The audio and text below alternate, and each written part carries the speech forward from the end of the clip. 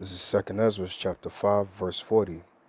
Then said he unto me, Like as thou canst do none of these things that I have spoken of, even so canst thou not find out my judgment, or in the end the love that I have promised unto my people. First and foremost, I want to give all praise, honor, and glory to Yahweh, Bahasham, Yahweh Shai, Bahasham, Rachak Kodash. Double honors to the apostle elders of Great Millstone. Peace and blessings to the hopeful elect.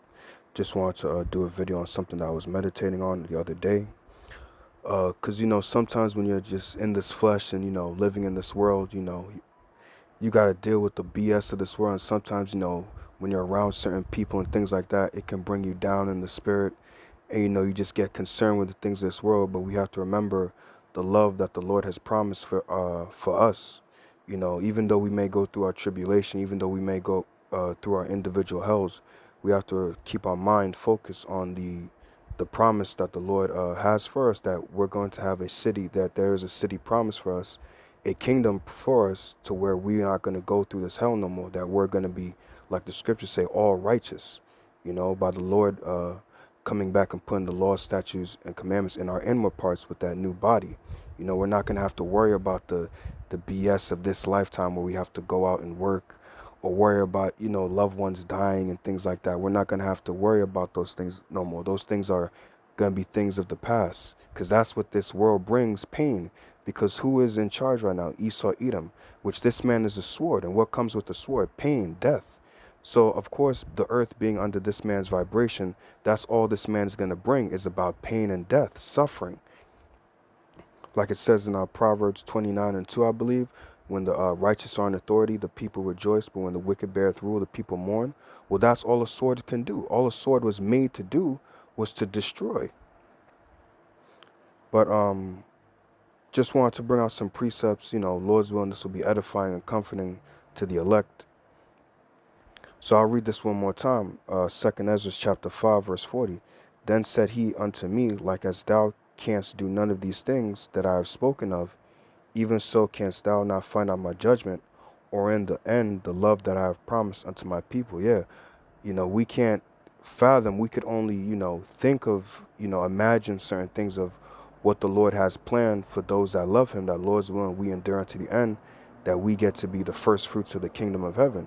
We can't imagine, or, thoughts can't come into, can't compare, or even visualizations that we may bring up can't compare to what the kingdom is going to look like, to what we're going to look like, to what we're going to be like. Thoughts and ideas and imaginations can't compare to those things. But we do know that the Lord is a man of his word, and we can trust in that because we see the things that are happening now. So how much more for the things to come?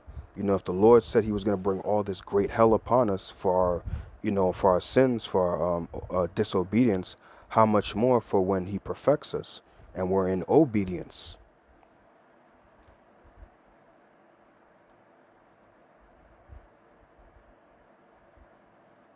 Come on, Blue, don't act up stupid now. I just want to hit this precept real quick.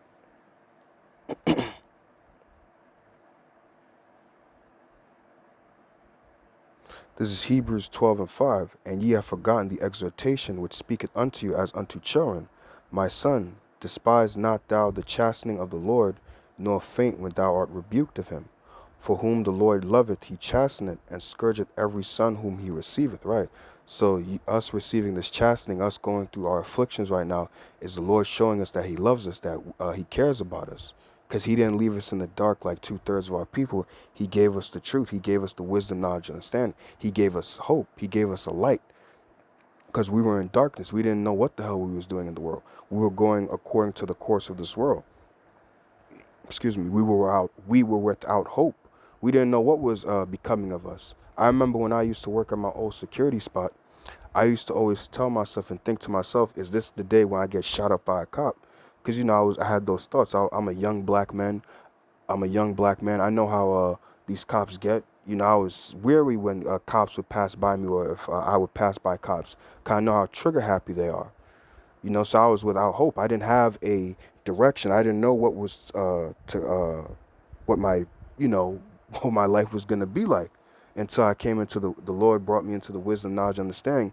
And then I understood. I was comforted with what? That we have a kingdom coming, that we have something to look forward to. In this life, you don't have nothing to look forward to. That's why Jake is in all these different philosophies and all these different things, because they're looking for something. They're looking for that comfort.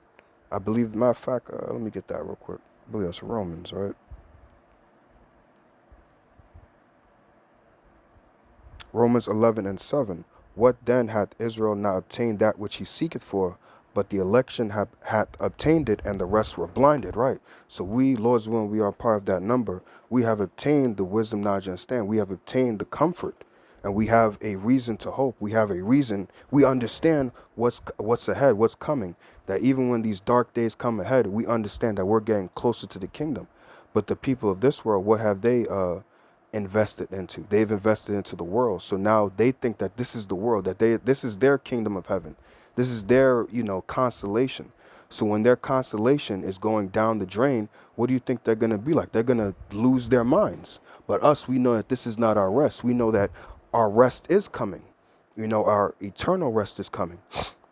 So we know with that, we're comforted in knowing that, look, whether we live or die, Lord's willing, we belong to Yahweh Shai, and that Lord's willing, we endure to the end, and we get to be, like I said earlier, the first fruits of the kingdom of heaven. So, not going to ramble on for long, but that's why you see our people going into all these different philosophies. They want to go into this, go into that, because they're looking for something to comfort them, to where they know that they could have something secure, that way. Something secure, and their children could be secure. That's why you're hearing about Jake getting into generational wealth now all of a sudden. In these last days, now Jake wants to get into generational wealth, but they weren't thinking about these things before. And that's what the kingdom, that's what the scriptures, that's what the spirit of Yahweh Ba'Shem Yahshua does to you. It makes you into a man. It makes you think about your nation and not just about yourself, because I'm trying not to ramble, but it is true that when you go into when we was looking up to these certain celebrities and things like that, like whether it be basketball like Michael Jordan, or football, whoever it might be, or whatever rapper, things like that, those mindsets really taught you how to be selfish and only care about yourself, and how to only gloat and shine in front of your own people and put down your own people. But when you think kingdom minded, with the scriptures, with the spirit of Yahweh Ba'Shem Yahshua, you want your whole nation to be good. You're thinking about your whole nation being fine. But with what we've been given here in Babylon, it's just taught for you to shoot your own people. Your women are hoes. You promote, you hoard them and amongst our nation. That's a selfish lifestyle, man.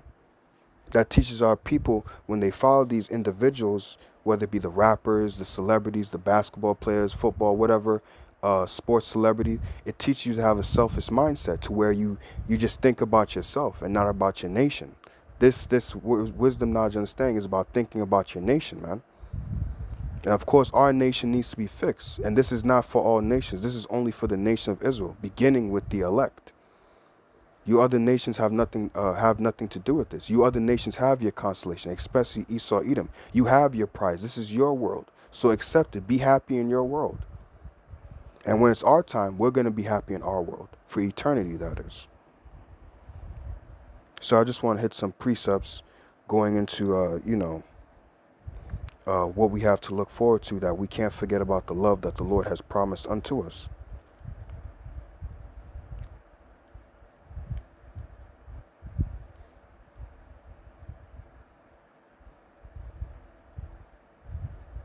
This is Jeremiah 31:31. This is important that I want to start off with. Behold, the days come, saith the Lord, that I will make a new covenant with the house of Israel and with the house of Judah, not according to the covenant that I made with their fathers in the day that I took them by the hand to bring them out of the land of Egypt. So this is showing you who the new covenant is for. The new covenant is for the nation of Israel, which has always been for the nation of Israel. It's just that Israelites got scattered throughout the four corners of the earth due to the curses, and they would be called Gentiles and things of that nature. That's why when you read the New Testament, it talks about the Gentiles, but those Gentiles are Israelites. They were just being called Gentiles because they were acting like the other heathen nations. Therefore, that derogatory term, if you will, Gentile, was put upon them. But they are the seed of Abraham. They are the seed of Israel. So this covenant, the new covenant, was always going to be for Israel. It's not for the whole world. That's why in order to understand the New Testament, you have to go back to the Old Testament. You can't just start at the New Testament and that's it. You have to understand both sides. The Old Testament gives you the understanding of the New Testament. Because when you read Paul's and Peter's, the epistles of the apostles, they're just quoting the same things that's written in the Old Testament that was told to the nation of Israel. Because this is for only the nation of Israel. But that's a whole nother topic. But let's continue. It says, not according to the covenant that I made with their fathers in the day that I took them by the hand to bring them out of the land of Egypt, which my covenant they break, although I was an husband unto them, saith the Lord. But this shall be the covenant that I will make with the house of Israel. After those days, saith the Lord, I will put my law in their inward parts and write it in their hearts, and I will be their power, and they shall be my people. Right, so the Lord is going to put his laws, statutes, and commandments in our inward parts. He's going to make us perfect and make us righteous. And I want to bring that first precept out because that's the most important thing, because that's when we're going to have the full perfection of fear of the Heavenly Father. That way we'll never go off again. That way we'll be righteous. So that way we'll never sin, we'll never go off again. You won't be able to get us to sin again because it's going to be put within us that perfect fear and that perfect understanding of why we shouldn't sin and why we shouldn't go off. A lot of things come with that new covenant, although, sometimes brothers may just go into, just the, the new bodies and things not the new bodies, but the, having the women and having all these things. But with that new body and that new covenant comes the fear of the Lord of never going off, being at one with Yahweh Ba'Shem Yahushai. That's very important, So I just want to bring that out. Continuing, but this shall be the covenant that I will make with the house of Israel. Oh, my bad, I read that. Yeah. Verse 34, and they shall teach no more every man his neighbor and every man his brother, saying, know the Lord, for they shall all know me, from the least of them unto the greatest of them, saith the Lord, for I will forgive their iniquity, and I will remember their sin no more. Right. Because once we're perfect, we're all going to know the Lord. We're not going to have to teach, know the Lord and know this and that and repent and things like that. No, we're going to be perfect. In the kingdom of heaven, when the elect are perfected, their kids are also going to be perfect because they're perfect. They're going to be at one with their power. And the children are also, the 2/3 that come back are also going to be at one with Yahweh Ba'Shem Yahushua.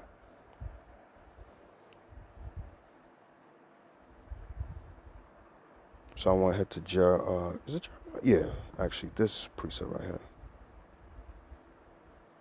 This is Jeremiah chapter 30, verse 16. Therefore all they that devour thee shall be devoured, and all thine adversaries, every one of them, shall go into captivity, and they that spoil thee shall be a spoil, and all that prey upon thee will I give for a prey. Right?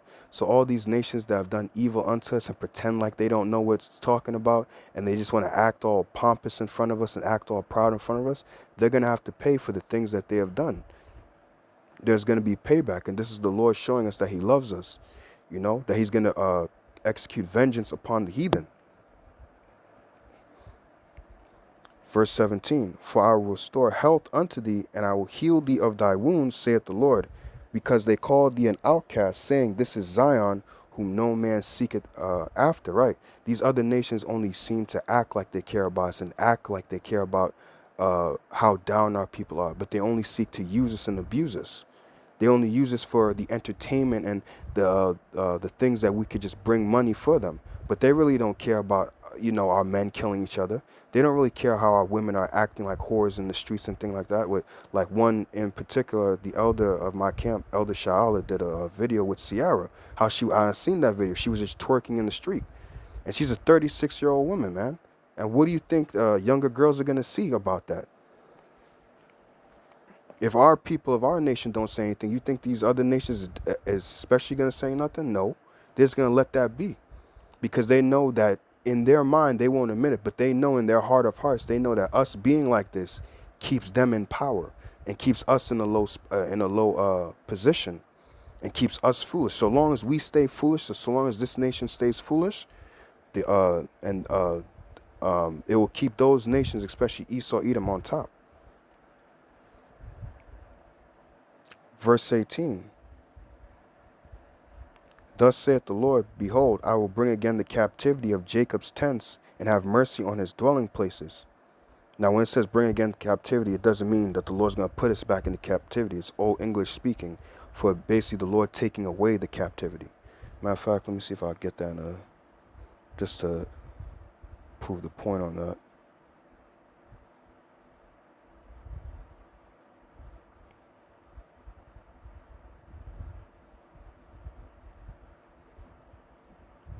This is the NLT. It says, this is what the Lord says when I bring Israel home again from captivity. There you go. So the Lord's going to take away the captivity. It doesn't mean that the Lord's going to bring captivity back again upon us. Verse 18. Thus saith the Lord, behold, I will bring again the captivity of Jacob's tents, and have mercy on his dwelling places, and the city shall be builded upon her own heap, and the palace shall remain after the manner thereof. And out of them shall proceed thanksgivings and voice of them that make merry, and I will multiply them, and they shall not be few. I will also glorify them, and they shall not be small. And that goes into Isaiah the 60th chapter. Lord's willing, I'll get that as well. That goes into how, matter of fact, I'll get it since I quoted it. I didn't want to get it just yet because I want to hit a lot of things in Isaiah. But screw it. Going all the way down to the last verse. This is Isaiah chapter 60, verse 22. A little one shall become 1,000, and a small one a strong nation. And that's talking about an Israelite man. The Israelite man is going to have thousands of women in the kingdom. And King Solomon was an example of that. You know, when you read in the book of Kings about how King Solomon, when he was ruling the earth, he was ruling the nation of Israel, when he was king of Israel, how he had his servants decked out, his servants was looking fly, the nation of Israel was taken care of.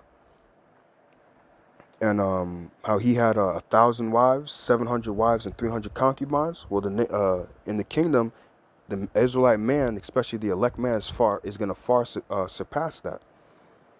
And that's how we're going to bring back our nation. Because like the scriptures say, our nation is as the sands of the sea.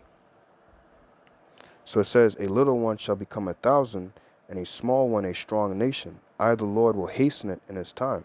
So that's what Jeremiah is speaking about. That's how you know these prophets all saw the same thing and spoke the same thing, just written in different ways. Right. So when it says, verse 19, it says, and I will multiply them, and they shall not be few. I will also glorify them, and they shall not be small. And these are the things that we can't forget. Just want to bring back that point that we can't forget the love that the Lord has for his people, the Israelites, for us, that we're going to be multiplied in this time. Right now, you may be a man that has no woman, or a man that has one woman or whatever, but in that time, you're going to be able to have multiple women. You're going to have your desires fulfilled in the kingdom of heaven. You're going to have your heart's desire, your heart's wish in the kingdom of heaven, and in righteousness. It's not going to be in wickedness how it is in this kingdom. Verse 20, their children also shall be aforetime, and their congregation shall be established before me, and I will punish all that oppress them. Again, showing the love that the Lord has for his people, that although he broke us down, he's going to build us back up. And he's going to build us back up, not just build us back up, but even better than what we were before, you know. Verse 21, and their nobles shall be of themselves, and their governors shall proceed from the midst of them. Right, so we're not going to have these other heathen nations ruling over us. We're going to have righteous rulership. And we're seeing that right now on I don't want to say a small scale, but on, for lack of a better word to use, on a small scale with our apostles and elders right now. Because right now we're in a low position, but right now we're having righteous rulership. We're having righteous teachers teach us and guide us in the way of righteousness through the spirit and power of Yahweh Ba'Shem Al-Shah, and the other elders from the other camps that are teaching the scriptures and sound doctrine. Right? So that's how we're going to have we're seeing this on a small scale right now on this side. When the kingdom is going to be glorified. It says there, where is it? Verse 21 says, and their nobles shall be on themselves. So we're not going to have a Joe Biden ruling over us, or a Barack Obama, or a Trump, or a George Bush. We're not going to have these heathen nations ruling over us. Those that rule over us are going to be of our own nation. And their governor, which when you go to Micah 5:2, that's talking about Yahushua, shall proceed from the midst of them. that's who's going to be king of Israel. Because the kingdom of Israel is really the kingdom of Yahweh Shai. And these are the things that we have to look forward to. Matter of fact, let me go to now Isaiah 60. This is the love that the Lord has prepared for us, that although he brought all this calamity upon our people, and although even then Jacob's trouble that's about to happen, all this hell that's about to come upon the earth, the Lord is still, hold on 1 second, give me 1 second.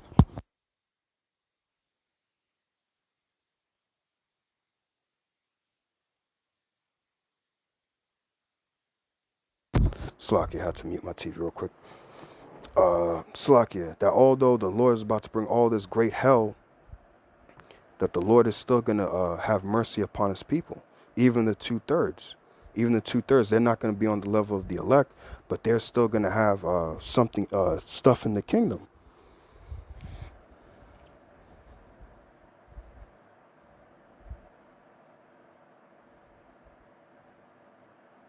So I just wanted to hit some points here. Some of this is the same stuff I already hit, but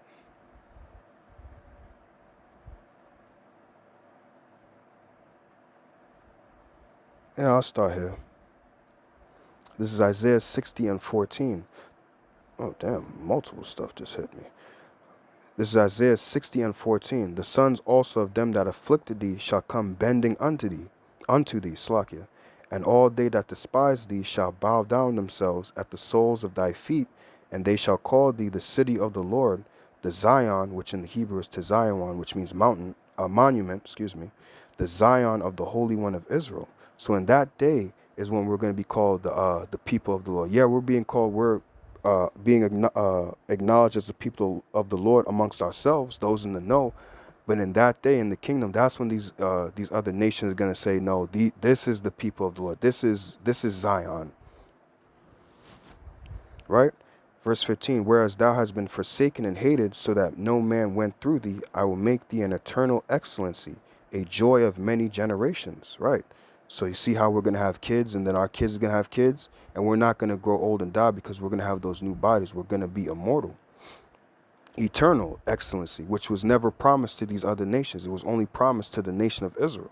These are the things that we have. This is the love that the Lord has. And even the writing itself doesn't do it justice. When we see it, Lord's willing, we endure to the end. But when we actually see it, how much the Lord's true his love for the nation of Israel, it's just going to have us dumbfounded. There's words can't describe it. Verse 16, it says, thou shalt also suck the milk of the Gentiles and shalt suck the breast of kings. Now, when it says that, it doesn't actually mean sucking the breast of another man or another man's woman or something like that. It means getting the riches, which really the riches of this world is really our riches that these other nations, specifically Esau, Edom, took from us. And it says in 2nd Ezra, the 6th chapter, that the world was made for our sakes. So these riches and everything, the gold, silver, all that is really ours. These other nations took it from us. So that's what it means when it says, shall also suck the milk of the Gentiles and shall suck the breast of kings. It talks about the riches that they're going to bring. And thou shalt know that I, the Lord, am thy Savior and thy Redeemer, the mighty one of Jacob. It says, for brass I will bring gold, and for iron I will bring silver, and for wood brass, and for stones iron. I will also make thy officers peace, and thine extractors righteousness. So the Lord is going to deck us out. The Lord is going to take care of his people Israel. And sometimes that's hard. You know, you got to admit, sometimes it gets hard with certain days where you get into the flesh and, Satan is plaguing you, whoever it might be, through, family members or at work or just yourself. You may be a demon to yourself or your woman. And sometimes, you may, miss out on I don't want to say miss out on the big picture, but you might, get so into the flesh that you forget about the main thing. But you got to always remember the love that the Lord has for us, and bringing us into his truth gives us a chance to experience that love and to see that love manifest. Says verse 18, violence shall no more be heard in thy land, wasting nor destruction within thy borders, but thou shalt call thy walls salvation and thy gates praise. Is it? Oh, okay, yeah, that's actually a precept, right. So we're not going to have no more gun violence. You know, Jake is not going to be shooting each other and things like that. These other nations, heathen nations, are not going to be able to touch us anymore. There's not going to be violence in our land anymore, in amongst the people and in our actual land. Right? It says, "But thou shalt call thy wall salvation and thy gates praise." Right? Because we're gonna be safe in our city. We're not gonna have anything to worry about. We're not gonna worry about, oh, are these other heathen nations gonna besiege us or anything? No, we're gonna be at peace because the Lord's gonna put us on such a level that these heathen nations wouldn't dare try to touch us. I'll read verse 21. It says, "Thy people also shall be all righteous. They shall inherit the land forever. The branch of my planting, the work of my hands, that I may be glorified." Right. So this is the Lord's doing. It says that we shall inherit the land forever. That's our land. That wasn't given to these other heathens, man. And we're not going to share that land with anybody else.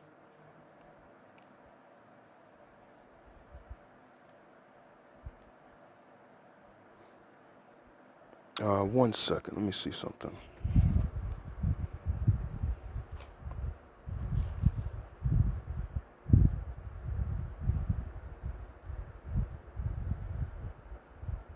Yeah, let me hit Revelation. I didn't want to make this long. Just wanted to hit the point. This is Revelation 21 and 1. "And I saw a new heaven and a new earth, for the first heaven and the first earth were passed away, and there was no more sea." Right, and when you go into our word new, it means kainos, which means refreshed. Because after the destruction, there's going to be a new heaven and new earth, which is a new rulership under Yahweh Bashem Al Shai. "And I, John, saw the holy city, New Jerusalem." Now, it's not talking about the city actually coming down, but it's talking about the people. After the elect get beamed up into the chariot, they're going to come back down.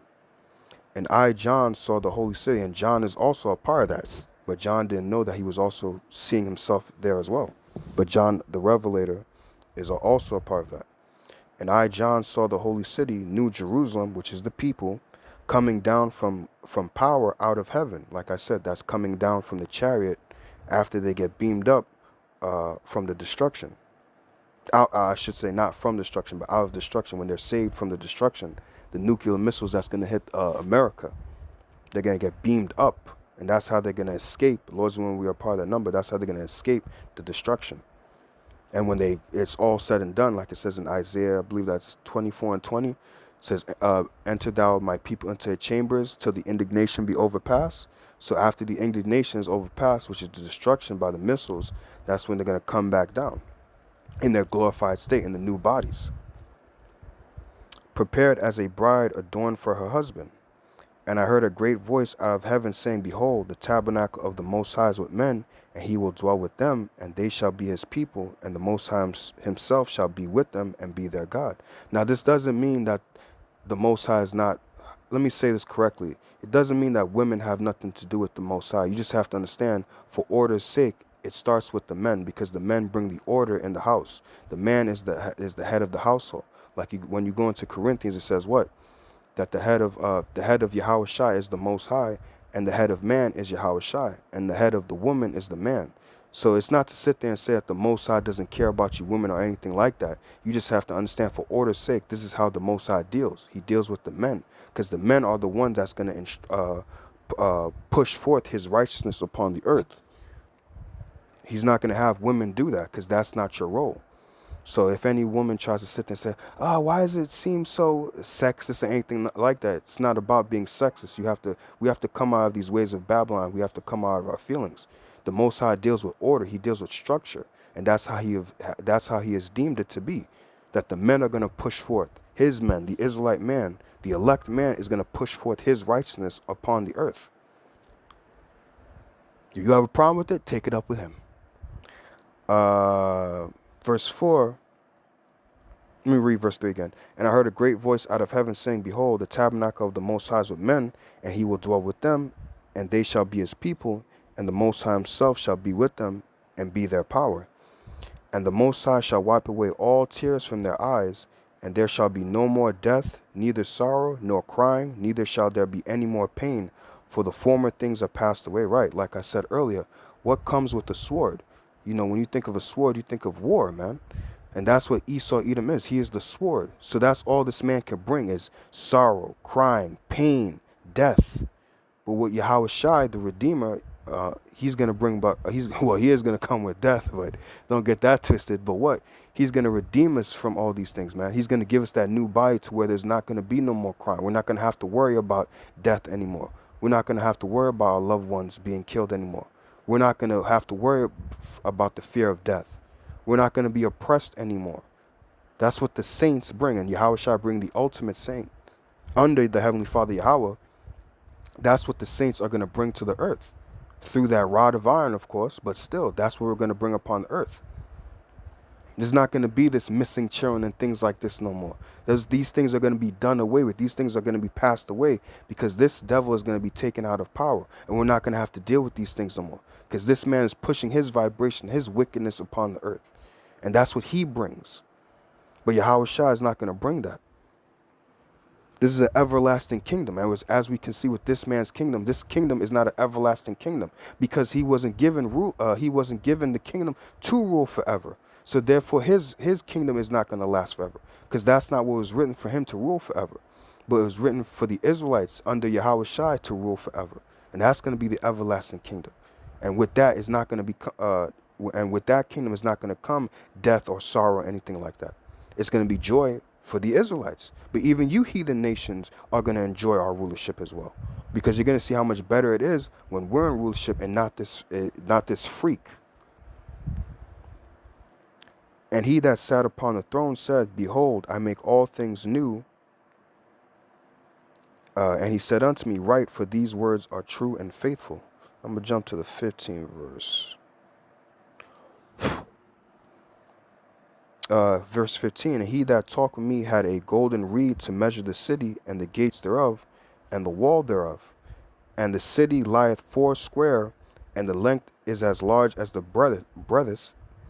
And he measured the city with the reed, 12,000 furlongs. The length and breadth of the height are, the length and the breadth of the height of it are equal.